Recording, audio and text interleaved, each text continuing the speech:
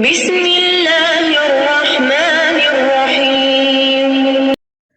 آقا کریم صلی اللہ علیہ وسلم نے ارشاد فرمایا، دنیا کا زاہد یہ نہیں کہ آدمی حلال چیز کو اپنے اوپر حرام کر لے اور نہ یہ کہ اپنا مال تباہ کر دے۔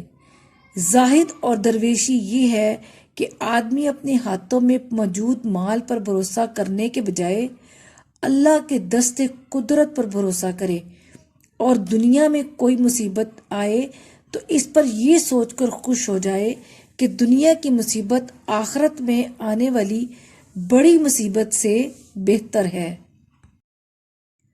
حضرت معاذ بن جبل رضی اللہ عنہ سے روایت ہے کہ رسول صلی اللہ علیہ وسلم نے ان کا ہاتھ پکڑ کر ارشاد فرمایا، معاذ، اللہ کی قسم مجھے تم سے محبت ہے، میں تمہیں وصیت کرتا ہوں کہ کسی بھی نماز کے بعد یہ پڑھنا نہ چھوڑنا، اللہم اعنی علی ذکرک و شکرک و حسن عبادت۔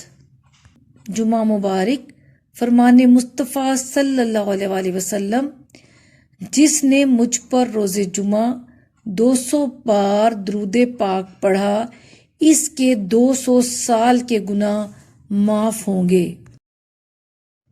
درود تاج کے فضائل اور اہمیت۔ درود تاج، اس درود پاک کو پڑھنے والا صاحب کشف بن جاتا ہے۔ دفاع سحر اور جن شیاطین کے تنگ کرنے کی صورت میں 11 مرتبہ پڑھنے سے آسیب یا جن دفع ہو جاتے ہیں۔ روزانہ 1 مرتبہ پڑھنے سے رزق میں بے پناہ اضافہ ہوتا ہے۔ جمعہ مبارک۔